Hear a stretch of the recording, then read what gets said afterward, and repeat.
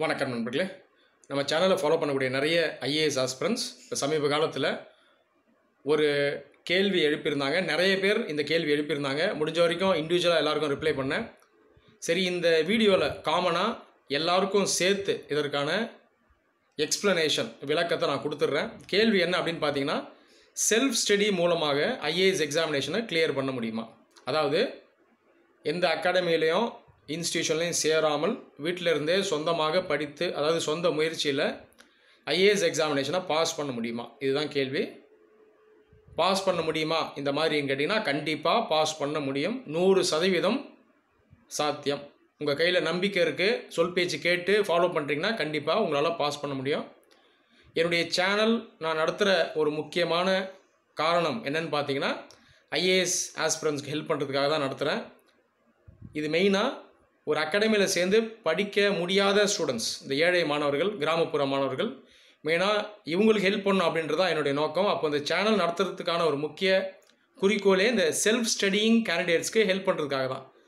அப்போ self studying மூலமாக IAS எக்ஸாமினேஷனை pass பண்ண முடியுமானா கண்டிப்பாக முடியும். நான் சொன்னது போல் அதுக்கு தான் இந்த வீடியோஸை நான் அப்லோட் பண்ணிட்டு வரேன். இந்த கைடன்ஸ் தர்றது, கிளாஸஸ் எடுக்கிறதுலாம் இதுக்காக தான். அதனால் உங்களுக்கு சந்தேகம் வேணாம், செல்ஃப் ஸ்டடி மூலமாக கிளியர் பண்ண முடியும், எல்லாராலையும் முடியும். சரியா? நிறைய பேர் எனக்கு மெயில் பண்ணுவாங்க, என்னோடய ஃபோன் நம்பரை வாங்குவாங்க. அந்த இமெயிலே நான் தெளிவாக சொல்லியிருப்பேன், இந்த கைடன்ஸ் வீடியோவை பாருங்கள், சப்ஜெக்ட் வீடியோவை பாருங்கள், இது எல்லாமே மெயினாக செல்ஃப் ஸ்டடிங் பண்ணுற ஸ்டூடெண்ட்ஸ்க்காக தான் அப்படின்றத இமெயிலே நான் சொல்லியிருப்பேன். சிம்பிளான இங்கிலீஷில் தான் சொல்லியிருப்பேன். ஆனால் இதை பல பேர் படிக்க கூட மாட்டாங்க. அதை படிக்காமலேயே ஃபோன் பண்ணி என்ன கேட்பாங்கன்னா, செல்ஃப் ஸ்டடி பண்ணுறேன், என்னால் பாஸ் பண்ண முடியுமா அப்படின்னு கேட்பாங்க. ஓகேங்களா? அதனால் முதல்ல இந்த கவனம் தேவை உங்களுக்கு. 2021 ப்ரிப்ரேஷன் ரெஜிம் வீடியோ, இந்த வீடியோவை பாருங்கள். இதுதான் முக்கியமான வீடியோ. ஒரு வருடம் ஃபுல்லாக என்ன பண்ணணும் ஒரு மாணவர் அப்படின்றத சொல்லியிருப்பேன். அன்னன்னைக்கு என்ன பண்ணணும் அப்படின்றத சொல்லியிருப்பேன். இதை அப்படியே ஃபாலோ பண்ணிங்கன்னா, ரிலீஜியஸாக ஃபாலோ பண்ணிங்கன்னா கண்டிப்பாக செல்ஃப் ஸ்டடி மூலமாகவே செலக்ட் ஆகிடலாம். 2022-23க்கு நீங்கள் படிக்கிறீங்கன்னா கூட இந்த வீடியோவில் சொல்கிற ப்ரொசீஜர், மெத்தடாலஜியை தான் நீங்கள் ஃபாலோ பண்ணணும். சரியா? சரி, இப்போ செல்ஃப் ஸ்டடி அப்படின்னா வருஷம் ஃபுல்லாகவே வீட்டுக்குள்ளே இருந்து படிக்கலாமா? அதுவும் தப்பு.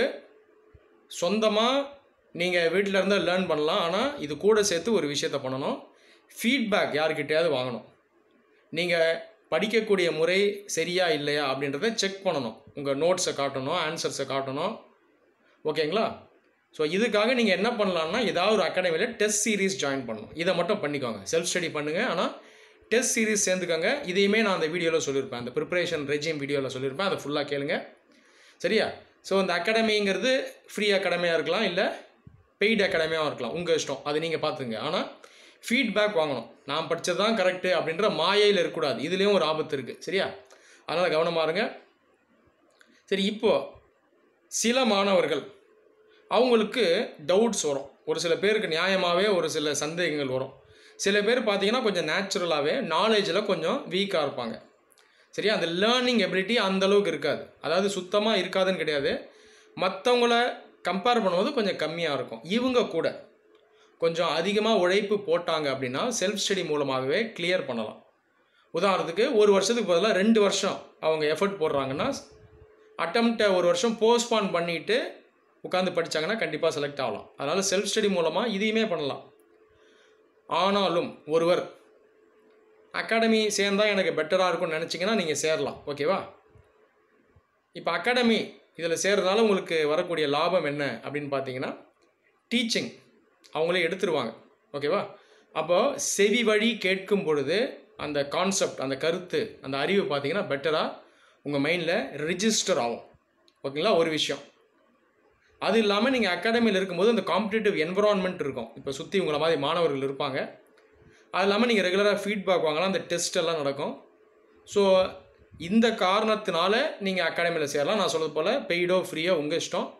ஸோ சேர்றதுனா சேரலாம். ஆனால் அகாடமியில் சேர்ந்தால்தான் செலக்ட் ஆக முடியும் அப்படின்றது உண்மை கிடையாது. அகாடமி வந்து ஒரு ஃபெசிலிட்டேட்டர், அது உங்களை கண்டிப்பாக ஹெல்ப் பண்ணணும்.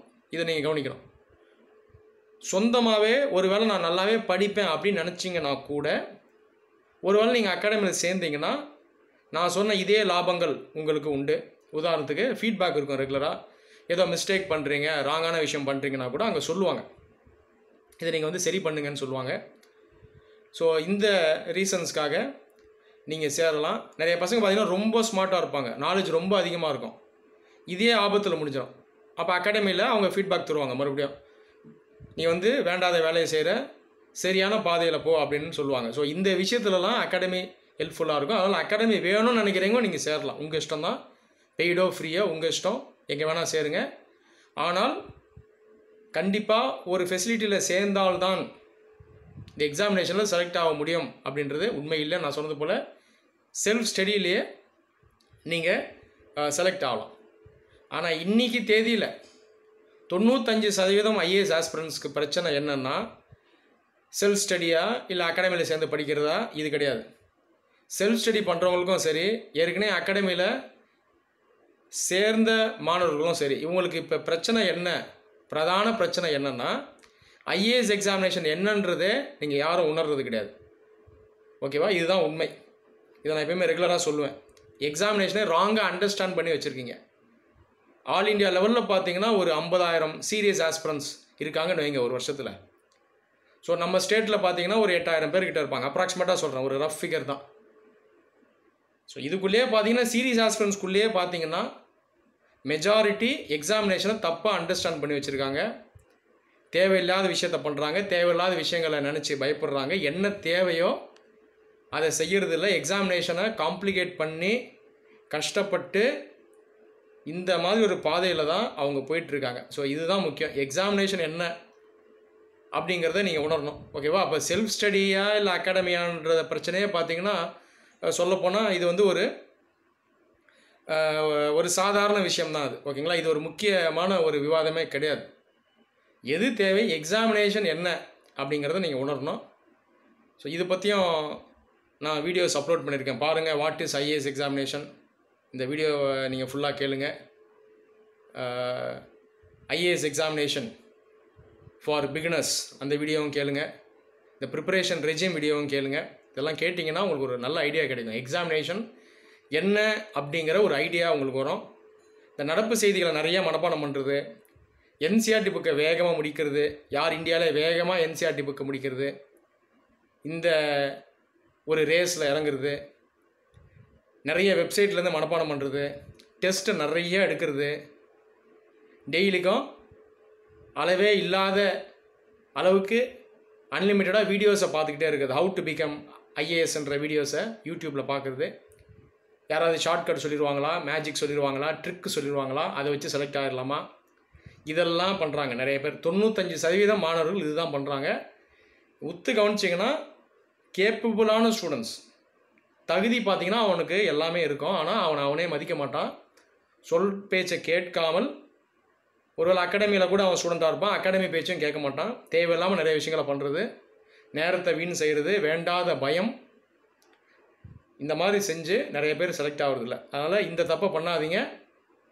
நான் மறுபடியும் சொல்கிறேன், செல்ஃப் ஸ்டடி செய்கிறதன் மூலமாகவே 100% ஒருத்தரால் பாஸ் பண்ண முடியும். ஆனால் ப்ராப்பரான பாத்தில் போகணும், சொல்கிறத செய்யணும், தேவையில்லாத செய்யக்கூடாது. போலியான இந்த ஐஏஎஸ் உலகத்திலிருந்து மீண்டு வந்து நிஜ உலக ஐஏஎஸ் ஆஸ்பிரண்ட்டாக மாறிட்டிங்கன்னா, நீங்கள் செல்ஃப் ஸ்டடி பண்ணாலும் சரி, அகாடமி ஸ்டூடெண்ட்டாக இருந்தாலும் சரி, இதெல்லாம் பிரச்சனையே இல்லை. கரெக்டான பாதையில் போயிட்டீங்கனாலே, நிஜ உலக மாணவராக மாறிட்டிங்கனாலே உங்களுக்கு பாஸ் ஆகக்கூடிய வாய்ப்பு ரொம்ப பிரகாசமாக இருக்கும். நன்றி.